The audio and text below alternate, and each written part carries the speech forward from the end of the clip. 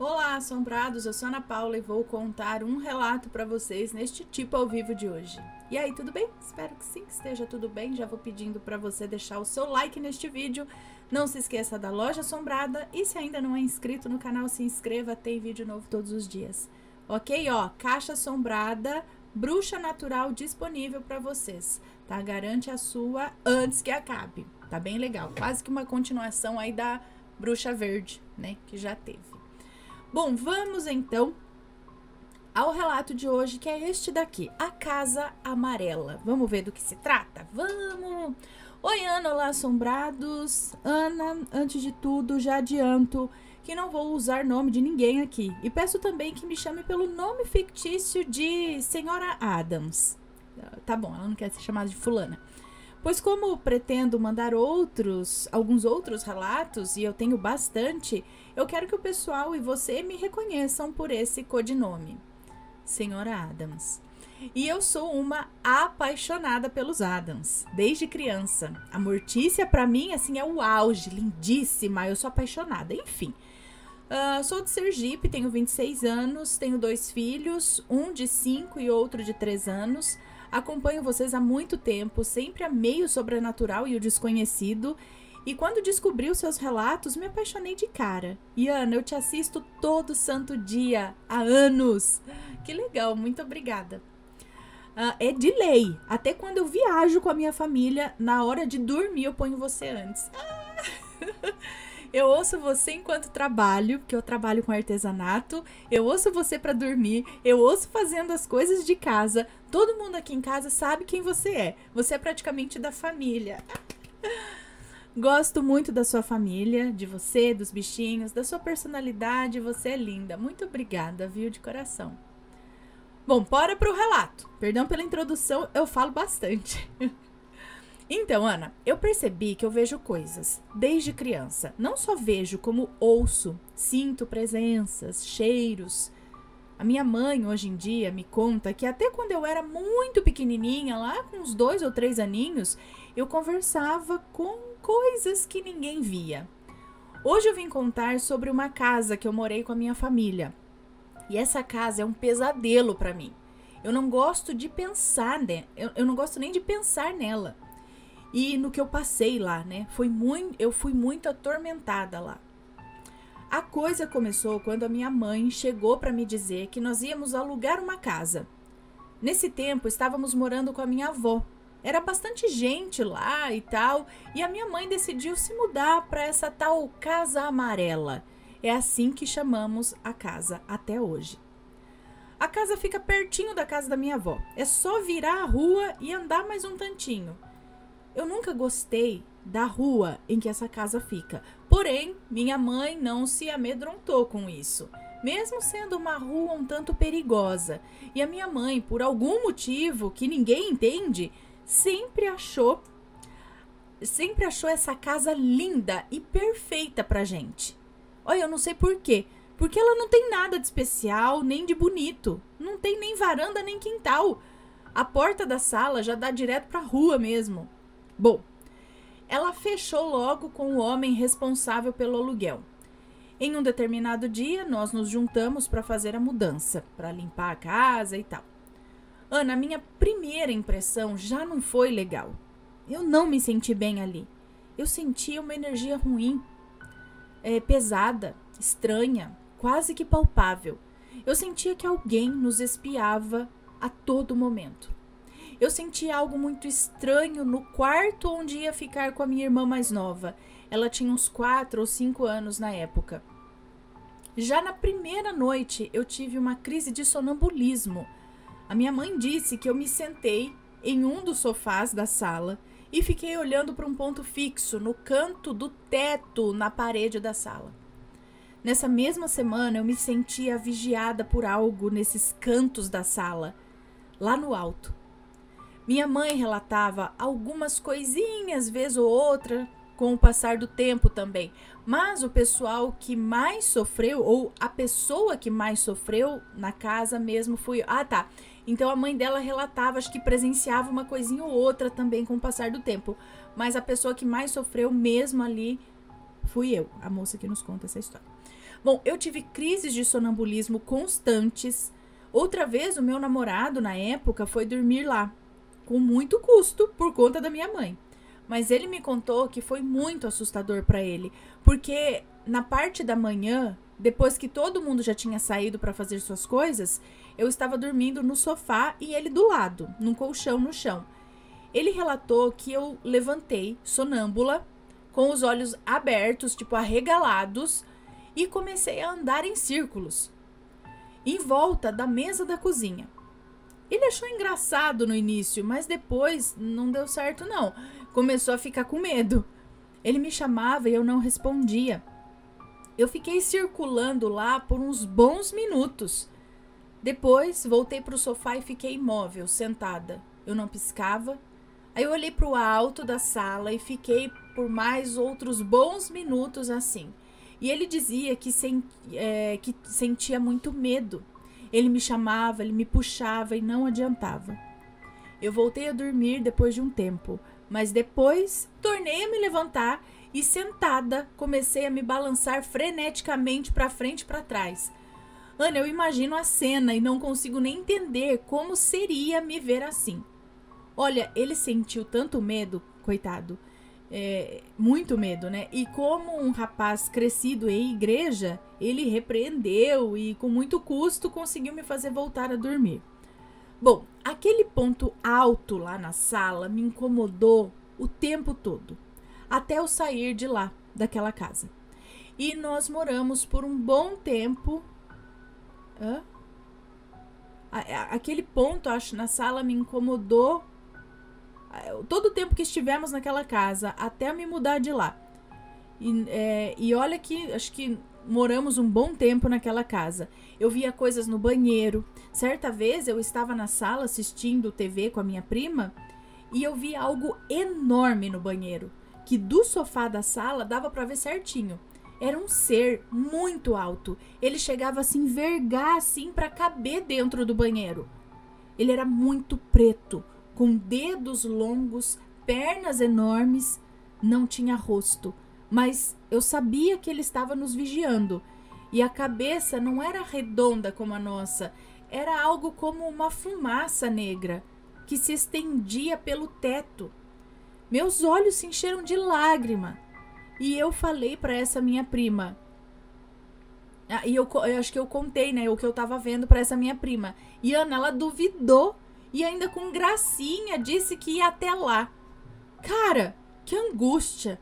Eu pedi muito para ela não ir e ela foi. Ela entrou no banheiro e ficou lá parada, olhando para mim, caçoando. E o bicho lá. Pois bem, eu via ela na frente daquilo, olhando para mim, e o negócio bem atrás e em cima dela, né? Todo envergado. Ana, aquilo soltou uma gargalhada terrível. E eu não sei bem o que ela sentiu ou se ela ouviu, mas ela veio correndo, disparada nesse momento que ele gargalhou. E aí ela começou a chorar. Num outro dia, eu estava dormindo no sofá da sala, eu ficava sozinha das 8 da manhã até umas 6:30 da tarde, que era o horário que a minha mãe e o marido dela trabalhavam, né? Então, quando eu não ia para a escola, que por sinal eu faltava demais, eu estava em casa, né? Aí eu ficava toda trancada o tempo todo. Bom, eu estava dormindo na sala, no sofá, e só estava com a luz da sala acesa. E a TV de 42 polegadas ficava bem na frente do sofá e estava desligada. Eu acordei com alguém me chamando.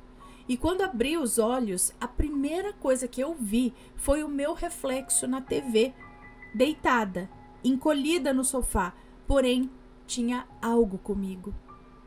Havia um pequeno índio, Ana. Um curumim. Curumim que chama, né?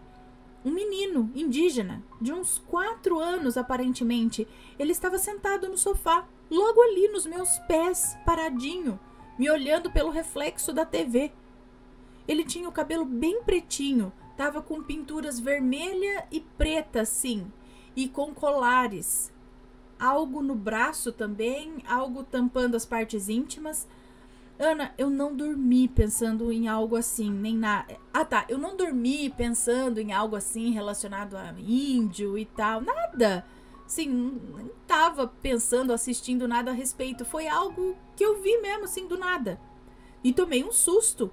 Olhei pros pés e aí eu não via ele, entendeu? A hora que eu olhava pros pés, eu não via ele. Mas a hora que eu olhava pro reflexo da TV, ele tava lá. Só via através do reflexo. Ele ficou uns 5 minutos lá, mais ou menos. E depois eu vi algo me olhando pela parede da cozinha. Era como se colocasse só a cabeça assim e tirasse. Nossa, Ana, me arrepiei toda. O coração acelerou. Eu fechei os olhos e fingi que estava dormindo de novo. E acho que o susto foi tão grande que eu peguei no sono de verdade. Eu ouvia pessoas me chamando lá. Eu ouvia baterem nas portas de fora e de dentro. Eu ouvia gente me chamando no outro quarto e só tava eu em casa. Eu já dormi certa vez sozinha, na minha beliche, eu dormi em cima e senti alguém colocar a mão na minha cabeça e era uma mão grande, porque pegou tipo a cabeça toda certinho, de mão cheia, sabe? E pegou forte, tipo apertou minha cabeça. Ana, que horror! Era uma energia muito pesada e ruim. O tempo todo era essa energia ruim na casa. Já peguei minha irmã mais nova chorando, no meio da madrugada, sentada, encolhida no canto do sofá, e ela não conseguia me explicar o que tinha visto. Eu fiquei com muito dó dela, porque eu percebi que tinha acontecido algo sobrenatural com ela, mas só ela estava acordada na hora, e o que quer que tenha visto, viu sozinha e nem soube me explicar o que foi. Outra coisa é o segundo quarto que tinha lá, que era onde a minha mãe dormia com o marido. Na grande parte, só ele dormia, né? Porque ela nem tava ligando mais pro casamento. E dormia com a gente ali, comigo e com a minha irmã. Bom, esse quarto era estranho demais e tinha a energia mais pesada ainda. Ele não tinha luz, ficava o tempo todo no escuro. Como assim? Esse quarto não tinha luz, ficava o tempo todo escuro, mesmo durante o dia. E a janela era aquelas basculantes de banheiro, ou seja, não entrava quase luz nenhuma mesmo naquele quarto. Eu não conseguia nem ficar perto do quarto. E quando olhava para ele, eu sentia que eu olhava para algo, mas eu não via o quê.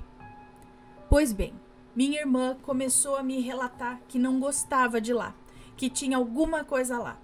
Ela nem passava da cozinha pro banheiro mais, porque o quarto ficava visível.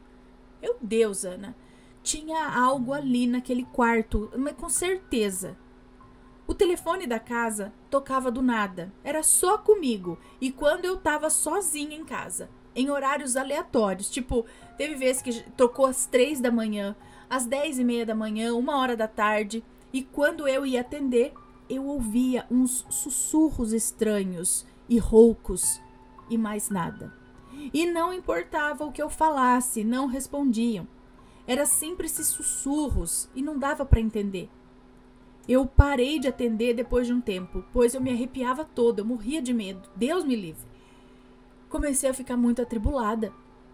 Ana, eu comecei a conversar com a minha sogra sobre isso, a minha sogra na época, né? E ela resolveu me dar uma Bíblia pequenininha, daquelas azuis, e me indicar louvores para ouvir em casa. Ana do céu, depois que essa Bíblia entrou nessa casa, foi pior. Aí eu comecei a ouvir gritos, sussurros, pessoas me chamando, mas gritando o meu nome. Gritos que vinham ecoando da cozinha e paravam onde eu estava. Era pavoroso. Parecia coisa de efeito de filme de terror, sabe? Do James Wan. Eu ouvia muito uma voz de mulher me chamando. Eu ouvia gritos no telhado. Eu passei a sentir tocarem em mim, me puxarem pelo braço, me arranharem. Eu realmente ficava com a pele marcada. Começaram a aparecer arranhões em 3 listras.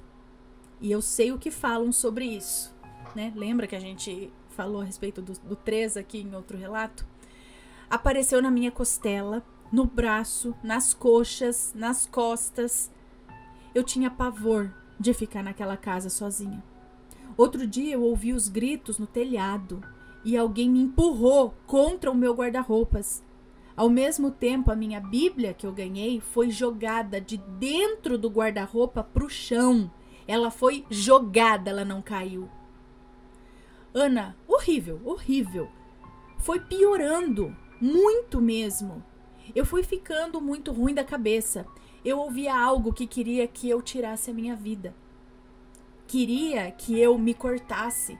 E eu passei, de fato, a me cortar. O meu namorado não conseguia mais me deixar sozinha, com medo de acontecer uma besteira. Eu não conseguia dormir mais. Eu não falava essas coisas pra ninguém também, a não ser pro meu namorado. Ele não acreditava na maioria das coisas e isso era terrível. Pior que a minha mãe depois se separou do marido, mas graças a Deus foi a melhor coisa que ela fez na vida. E resolveu ir embora com a minha irmã para casa da minha avó. E eu passei a morar naquela casa sozinha com o meu namorado, que virou um namorido, né? E foi pior. Ele reformou o segundo quarto, deixou a coisa mais linda para colocar as nossas coisas e tal, pintou de lilás, que é a minha cor favorita, colocou iluminação, ficou bem confortável, mas lá era onde tinha a pior energia. E eu vivi uma porcaria na minha vida pessoal e amorosa por esse tempo. Olha, foi tudo por água abaixo. E parecia que tinha uma entidade mudando a personalidade do meu namorado. Ana, ele mudou. E ele era, assim, ora ele tava normal, ora ele tava estranho. Eu sei que muita gente pode dizer que ele que devia ser ruim mesmo. E eu culpo a casa. Mas não. Ele não é um homem ruim. Inclusive, ele é o pai dos meus filhos. Nós ficamos juntos por quase 10 anos. Ele é uma pessoa maravilhosa. E eu sei bem o que eu tô falando. Porque era perceptível que não era bem ele que estava comigo em alguns momentos. Mas nunca consegui explicar isso. E pior, depois que saímos da casa, fomos morar em um outro lugar. Eu relatei coisas que ele fez... depois que saímos da casa, fomos morar em um outro lugar. Eu relatei. Aí eu relatei coisas que ele fez e porque eu tava muito magoada com ele. Ah, tá. Quando se mudaram, ela foi contar pra ele coisas que ele fez com ela, porque ela tava magoada, né? Tipo, ó, você fez isso, você fez aquilo, me machucou e tal. E aí, E Ana, ele simplesmente disse que nunca tinha feito tais coisas, que nunca me tratou daquele jeito. Meu Deus, Ana, ele realmente nem se lembrava de certos acontecimentos. Como se eu tivesse vivido aquilo sozinha. Ana, fora que ele mudou totalmente o comportamento depois que saiu daquela casa. Ele parecia outro ser. Jesus, que horror! Foi um inferno na minha vida aquela casa. Olha, Ana, eu tenho ainda mais coisas para contar sobre essa casa, mas o relato já tá grande demais. Eu vou deixar para uma outra parte, ok? E na outra parte eu falo o que descobri sobre a casa depois que saímos dela e que me fez entender o porquê ela é tão assombrada desse jeito. Só digo uma coisa. Quem me dera ter descoberto antes de nos mudar para lá. E é isso por hoje. Muito obrigada por ler, Ana. Esse é o primeiro relato que mando e tenho muitos outros. Espero que tenham gostado. Um beijo para todos, para os bichinhos e para sua família, Ana. E fiquem com Deus. Mando um beijo pro pessoal de Aracaju. Beijo aí pra galera de Aracaju. Então, esse daqui provavelmente é a parte 1 dessa história, né? Vai ter aí uma parte 2 pra contar por que ela é tão assombrada. Deixa eu só anotar aqui. Gente do céu, que terror. Então, será que essa atração que ninguém entendeu o porquê da mãe dela por essa casa já era algo meio que encantando a cabeça da mãe pra falar, venha pra cá, vou pegar mais algumas vítimas, sabe? Um negócio assim, porque é o que ela falou, gente, a casa não tinha nada demais, não era bonita, não tinha quintal, não tinha, tipo, pra que ela encanou com essa casa, né? Por que a rua não era boa, né? Por quê? Já começa aí. Se é uma casa bonita, né? Você fala, nossa, ainda vai lá. Quando assim, você fala, ai, o preço tá muito barato e a casa é de fato grande, é bonita, é não sei o que. Você fala, ah, tá, foi porque a casa é muito boa, de fato, todos concordam, e o preço muito barato. Então vamos lá. Aí o negócio é assombrado, né? Porque a gente, quando esmola é demais, o santo desconfia. Mas nesse caso, ela, tipo, a casa não é nada demais, não sei porquê, tipo, né? Então, será que aí já começa, né? E, gente, quanta coisa. O que será? Agora a gente vai ter que esperar pra saber por que essa casa era tão assombrada, né? Alguém aí já morou em uma casa assombrada, onde a culpa de fato era da casa? Porque em alguns casos a pessoa relata ali umas manifestações, um negócio, mas quando a pessoa se muda, as manifestações se mudam junto. Então, às vezes, o negócio tá ao redor da pessoa, né? Infelizmente, em alguns casos, sim. Mas outros casos, como ela diz, está na casa. Que é tipo, tava tudo ok, quando foi pra casa as coisas começaram a acontecer. A pessoa pode até já ter visto coisa num lugar, no outro, porque às vezes é sensitiva e tal. Mas naquele lugar o negócio é intenso. E a hora que deixa aquele lugar, as coisas mudam e voltam a ser boas, vamos dizer assim. Então você sabe que o negócio tá na casa. Então uma outra pessoa vai entrar lá, vai enfrentar alguma coisa, talvez mais ou menos de acordo com a sensibilidade dela, talvez, né?